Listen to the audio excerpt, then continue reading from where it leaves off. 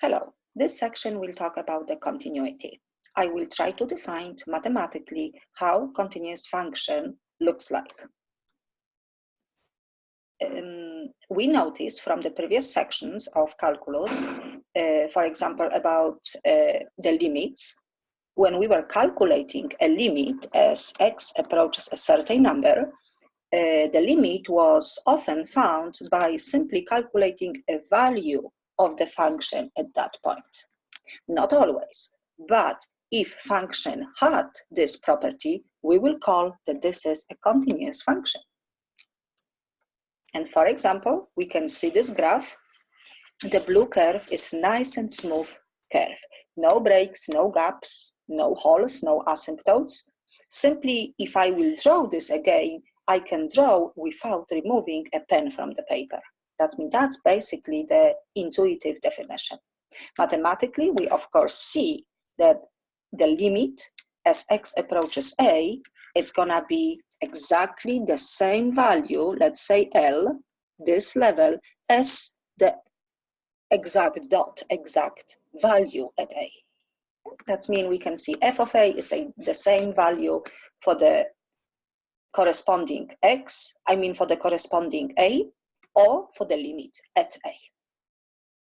And a little bit of application, the physical phenomena are usually continuous, like for example, some displacement velocity, or let's say the person's height.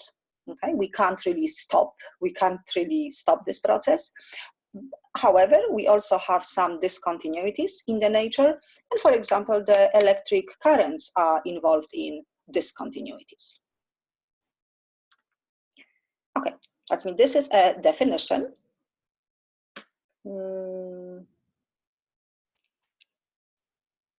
of continuous function. That means what we have to know, if we have a function, we can call that function is continuous function at the number a if we satisfying this three condition. First of all, of course, the point a must be in the domain. If a is in the domain, most likely the value will be defined, but we have to check that. That means value at a is defined. Now we will calculate a limit at a, and the limit must exist, must be a finite number. And then what we're doing, we're trying to compare these two values, these two numbers, value of the function and the limit. And what we have to see the same thing. That means just using the shortcut, I can say that limit is the same like the value. Of course, I'm really assuming that everybody understands the definition and the meaning of the limit. That we know that this is not exactly the same thing. I can again give you the same function like x squared, and I would like to investigate what is happening at 3. 3 is in the domain, that means it's not a problem. I did write the open circle, but what I can do, I can say, this is my real value. That means value at 3, it is 9. But if I would like to find a limit, maybe I can use different color. Limit means how function behaves as x is approaching 3 from the left and from the right hand side. And we can see the green arrows on the top, on the value of the function, are approaching the same level, 9. Okay, that means the limit of the function, I can put actually the formula x squared. As x goes really, really close to 3, it's 9. But my point is that the blue 9 is a little bit different than green 9, but it is 9 and this is 9. That means they are, from arithmetic point of view, they are the same numbers. And that means that's the point. If the number is in the domain, probably the value and the limit is the same. Then the function is continuous function. That means that's what we have to check. We have to check a limit and the value, and we're looking for the same numbers. One more thing is also important.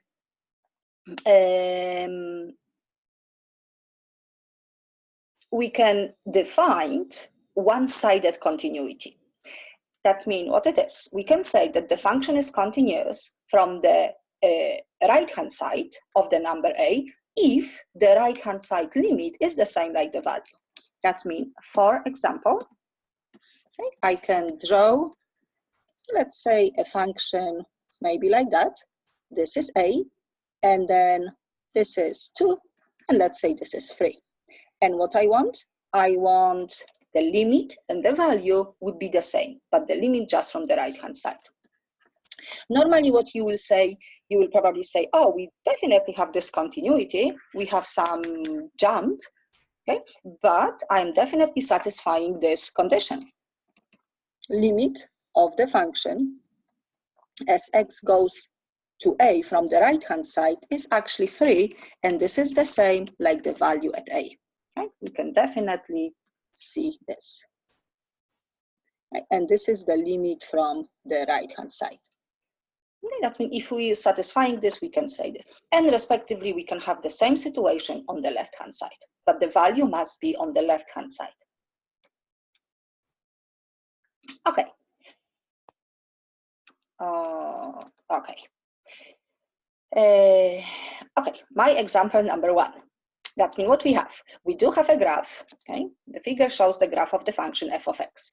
And we have to investigate the numbers, the values of x, that function has discontinuity. Function is not continuous. And you can probably see easily that at 1, something is happening. At x equals to 3, something is happening. At 5 and 7. I can list all of them. 1, 3, 5, and 7. Okay? That means based on our definition, because we remember definition of the continuity is limit the same like the value. That means based on the definition, I will just try to prove that something is wrong with respect to the continuity.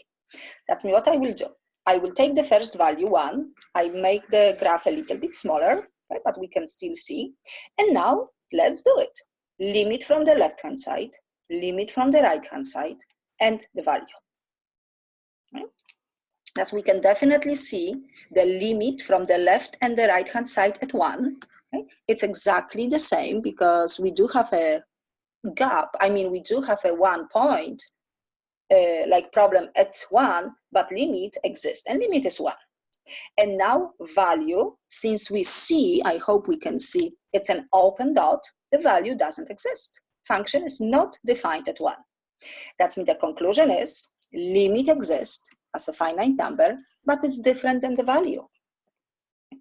That means we do have 3 different types of discontinuity, and this type we will call removable. Because theoretically, only 1 point is removed. Limit exists, function does the same thing. Function is like, if I will have this point, if I will put this point back, if I will make a solid dot on that circle, on that dot, then I will have continuous function. That means only 1 point is removed. Removable discontinuity. Let's investigate 3. Limit from the left-hand side at 3, limit from the right-hand side, and the value. And what we see, we definitely see that function does something different on the left and something different on the right-hand side. That means what function is really doing? Function is jumping. Limit from the left is -1. Limit on the right-hand side, it's 4. Okay, we can see this. And we can see this. Okay.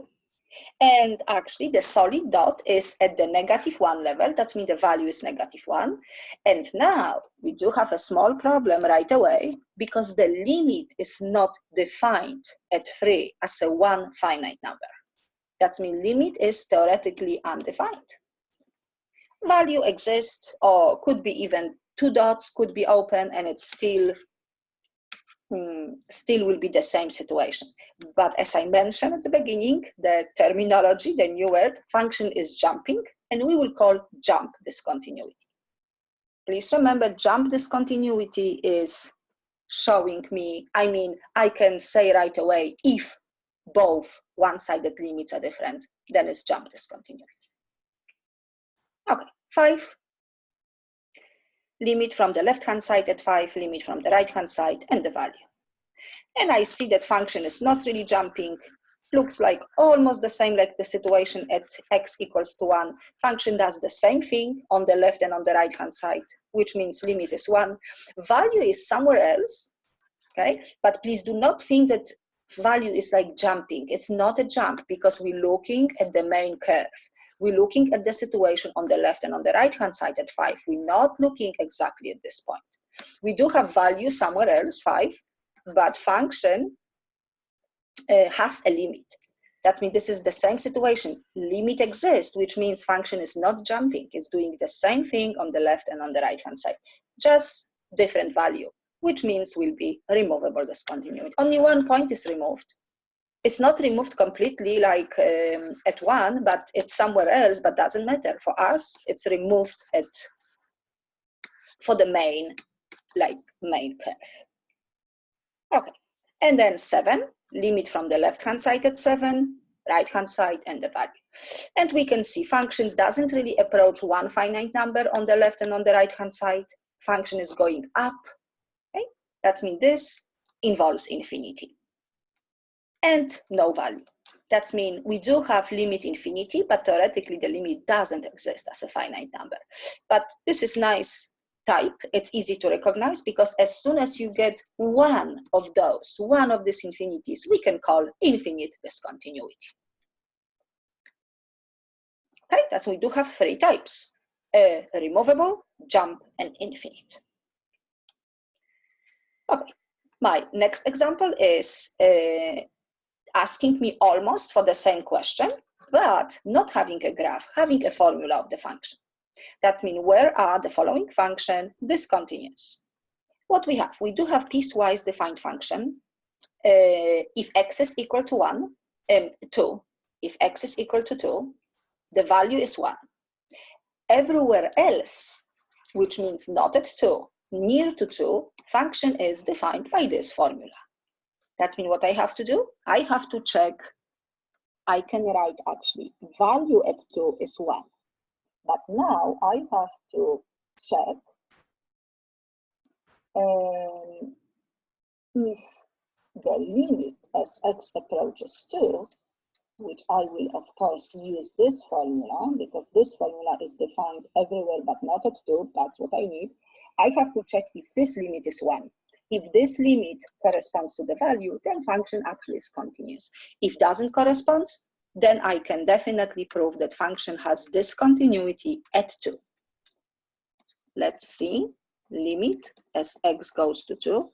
I can see that I have 0 over 0 because 2 minus 2 is 0, and 4 minus 2 minus 2 is also 0. That means I will try to find a common factor, 2 and 1, but I believe this is plus. And now I see this common 0, I can cancel out, and function is defined after simplifying just x plus 1, just the linear function. And now I can substitute. Instead of x2, 3. Okay, that's my limit, different than the value. We do have discontinuity. The only good thing is limit exists because that's on both sides. I didn't even have to split for the left and the right hand side. That's mean limit exists, different value. Only one point is removed. I do have my conclusion. It's removable discontinuity. And I can draw the line x plus 1. That means this is the line x plus 1. Of course, no value at 2, but value is 1, but limit is 3. The open dot, which is removed, it's at the level, at the height 3. I do have the same question, but a little bit longer, okay? But what we have to do exactly the same thing. Okay? That means I did type the solution for you. That means you can just pause the video on each of this slide. I will just go through the slides, but I will not really explain.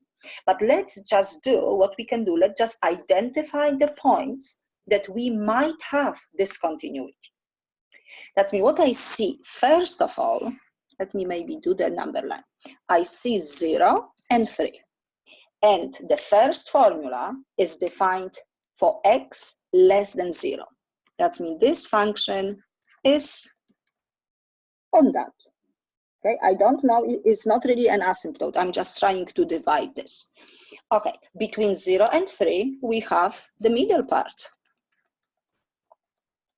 Okay, and then after 3, for x greater than 3, we have x squared minus 16, 4 minus x. Maybe this denominator, I can factor out x. Okay, that means definitely I have to check 0 and 3, because I have to check the limit on the left-hand side and the right-hand side. Left-hand side and the right-hand side. Left-hand side, I will use this formula because it is on the left-hand side. On the right-hand side, I will use this one. And then at 3 from the left, I will use this one. And at 3 from the right, I will use this one. Okay, one thing we have to add. Looking at the first formula, it's not defined at -2. And -2 is actually in this interval. The same thing, I have to check the limit from the left and from the right-hand side, and using this formula, of course, because this corresponds to that interval.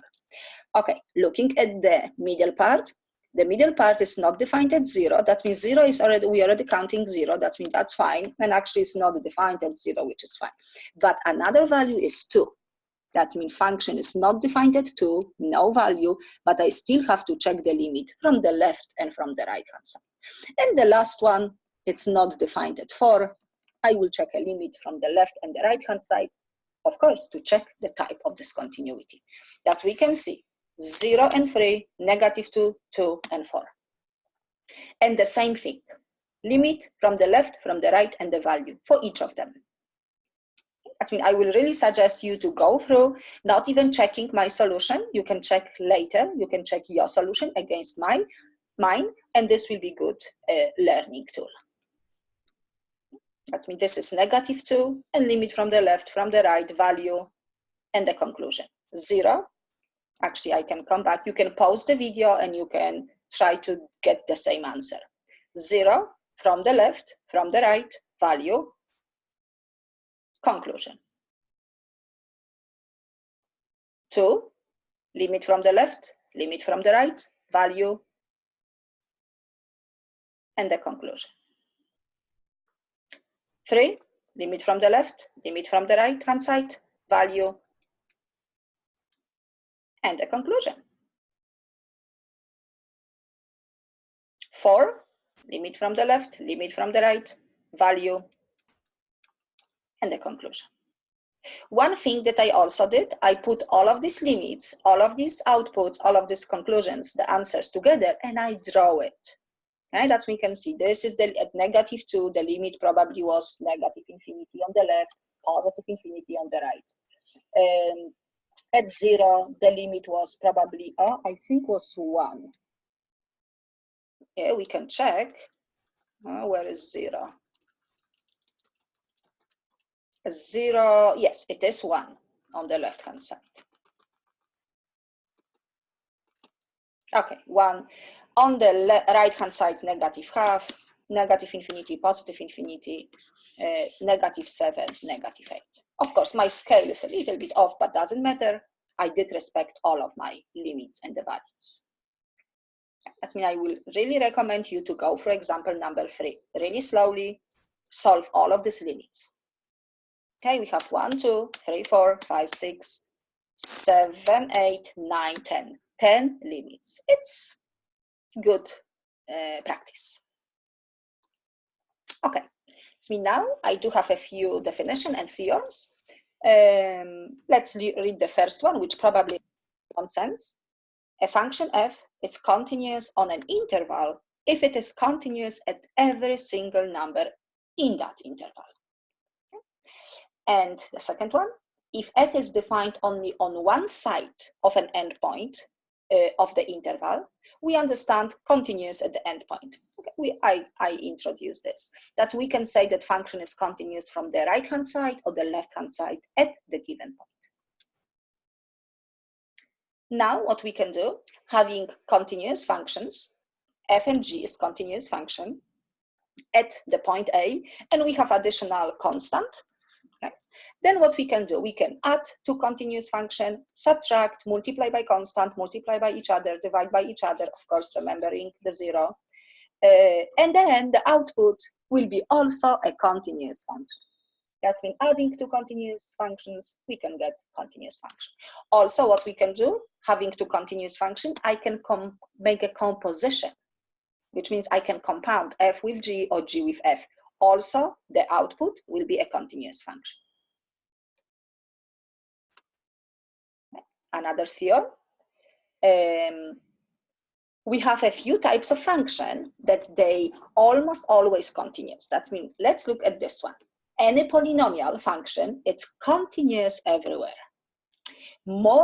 Saying more general, okay, I can say that some of the types of the function are continuous wherever they are defined.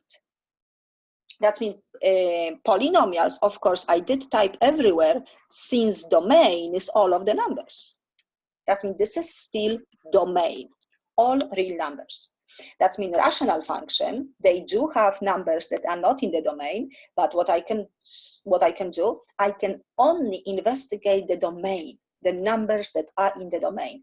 And then I can say that function is definitely continuous wherever it is defined. And this will apply to the rational function, root function, trigonometric function, exponential function. Wherever the function is defined, we can call continuous function just there. And taking the easiest continuous function, I mean the easiest rational function, 1 over x, of course we can see 0 is not in the domain. And we do know the graphs, hyperbola in the first and the third quadrant. And of course, you will say, we have infinite discontinuity because function is going down and up on the left and the right hand side, respectively, at 0. But what I was gonna say, we're not looking at 0. Okay, we're not looking wherever the function is defined. That means I am looking for x from 0 to infinity, and we can see I can draw this function just by one go. Okay, or I can check the other part of the domain from negative infinity to 0. I can draw this part by one go. Okay, that means this is the point. Wherever function is defined, it's continuous. That means I have an example, and the question is, find the largest set of points for which the following function is continuous function. That's what I see. I see the rational function, I mean the ratio of the root function and the polynomial. And if I will find the domain of the function, then this will be the largest set of numbers for continuity. That means the only thing that we have to do, we have to find the domain. That means basically it's an algebra question, not even calculus. Okay, how can we find the domain? We do have square root of x. I have the final answer, but let's see if we can get this. We have square root of x, which square root of x is always positive or 0, which means the quantity inside must be positive. Okay, that means all of the positive numbers. And at the same time, denominator never 0, which means I can factor out x minus 3, x plus 3, x cannot be 3, or x cannot be negative 3. That's what I have to do. I have to take this and combine together and get the final interval. All of the numbers greater than or equal to 0. Okay, that's all of the numbers. I can only take positive numbers. However, I have to remove from my number line negative 3, but that's outside, that's good. And I have to remove 3. That means now we can see we do have an interval from 0 to 3 and from 3 to infinity. That's the answer. Okay, but of course the point was to show you that only domain is giving me the set of numbers for continuity of the function.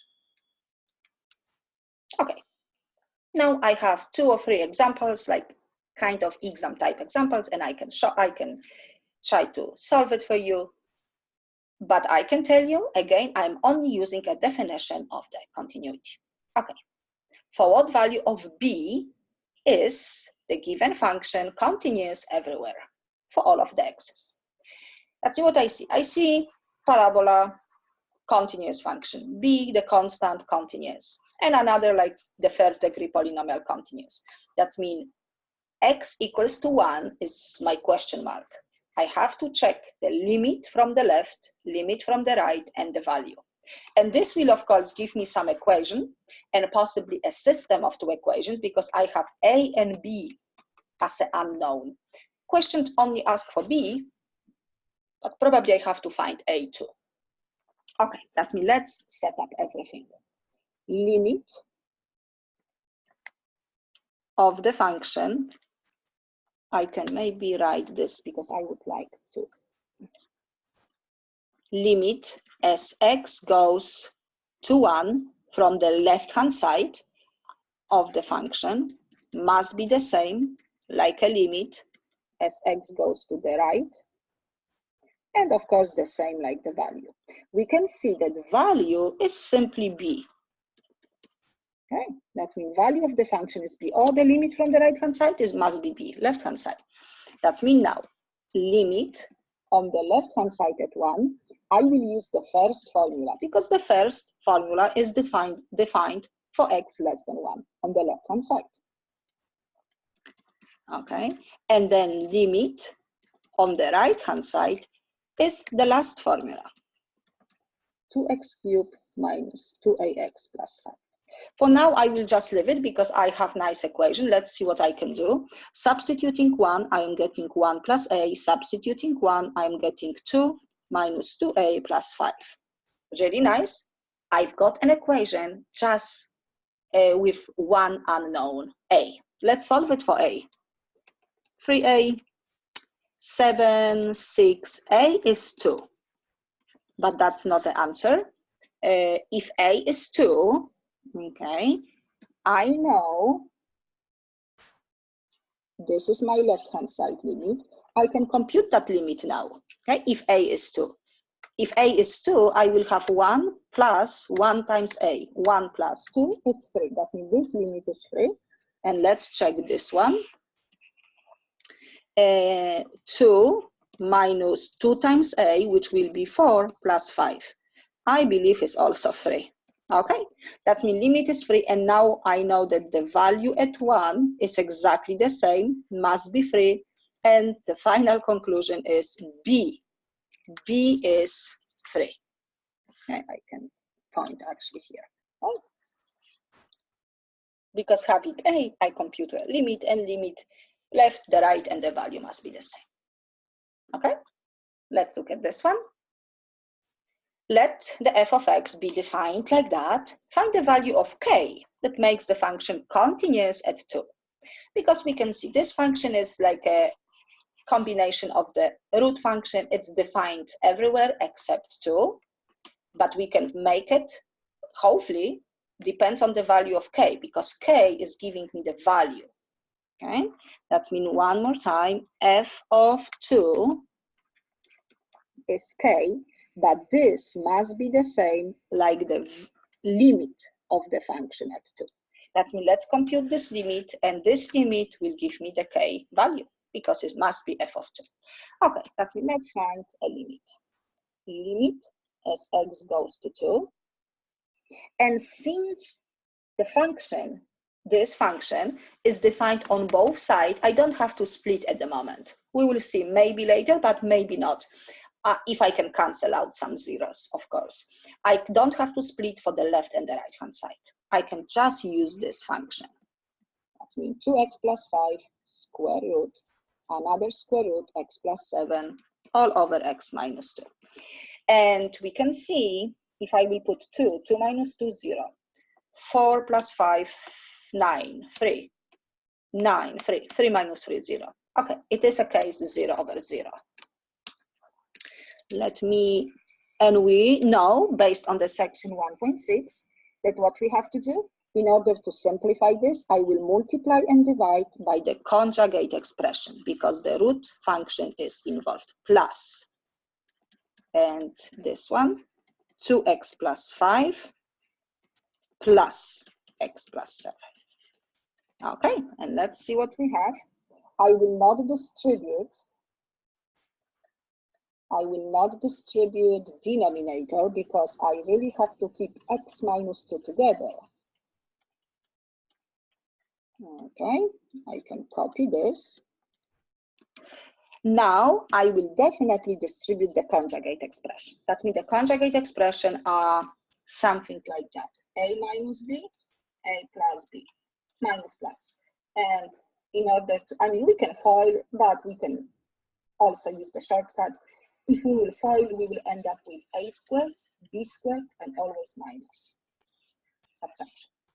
Okay, that means I will square the first quantity, 2x plus 5, and I will square the square root of x plus 7, which the square root is gone, and always minus between them.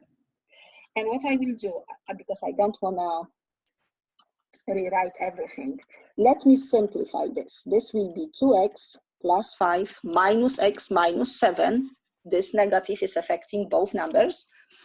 2x minus x is x, 5 minus 7 is negative 2. Okay? That means my denominator is simply x minus 2, x minus 2, my numerator. Okay, that means what's left? Limit as x goes to 2. And I have only 1 because this is 1. And I can actually copy for you because then we're not gonna miss anything. And now I can substitute 2. 2 times 2, 4, plus 5, 9, square root of 9, 2 plus 7, 9. 3 plus 3, 6. Okay, so that means the value k is 6 because that's what we were looking for. Yeah? But again, look at this blue definition, limit, the same like the value. And I have one more, the same thing. Find the value of a and b that makes f continuous everywhere. Rational function, polynomial second degree, polynomial first degree. I mean, they are continuous everywhere, except, I mean, we do have a question mark, and the question mark is 2 and 3, because we do have 3 different pieces, and we have to find out if they meet together. Or actually they will, if I will adjust the a and the b value. That means we have 2 and 3. X less than 3 is this function. Okay. Between 2 and 3, I have the middle function, ax squared minus bx plus 1. And for x greater than 3, I have 4x minus a plus b. Really nice. That's what I have to do. I have to take care of 2 and 3. Okay. I have to find the limit at 2 from the left and the right hand side, 3 left and the right hand side. And then the value. But value is, we will get the values. Okay. Limit as x goes to 2 from the left hand side, I will use this formula. X squared minus 4x minus 2. Of course, it's 0 over 0. I will try to factor out and find the common 0. And we can see x minus 2 is gone. Then just x plus 2. X is 2, 4. Okay, that means the limit on the left-hand side is 4 at 2. Now, the limit on the right-hand side, it's ax squared minus bx plus 1. Also must be 4. Let's substitute 2. 2 squared is 4. 4a minus b times 2, 2b plus 1. Okay, that means this one I have a little bit of problem because this I can only compare. Okay. 4a minus 2b plus 1 must be 4. No other options. The limits, they have to be the same. Now what I will do, since I have a and b, 2 unknowns, I have to do the same settings for 3. And then I will have a system of 2 equations, which I hope will be easy to solve it. Okay, let's see if I can squeeze this. That means now we limit as x goes to 3 from the left-hand side is actually the same function like at 2 from the right. Okay, let's substitute 3. 9a minus 3b plus 1. Okay. But now limit from the right-hand side. Limit as x goes to 3 from the right-hand side, I will use the last formula. 4x minus a plus b. 4x, 4 times 3, 12, minus a plus b. And both of them, I can choose maybe, okay, let's see. They have to be the same. 9a minus 3b plus 1, it's 12 minus a plus b. Let's simplify a little bit. I will add a to both sides, 10a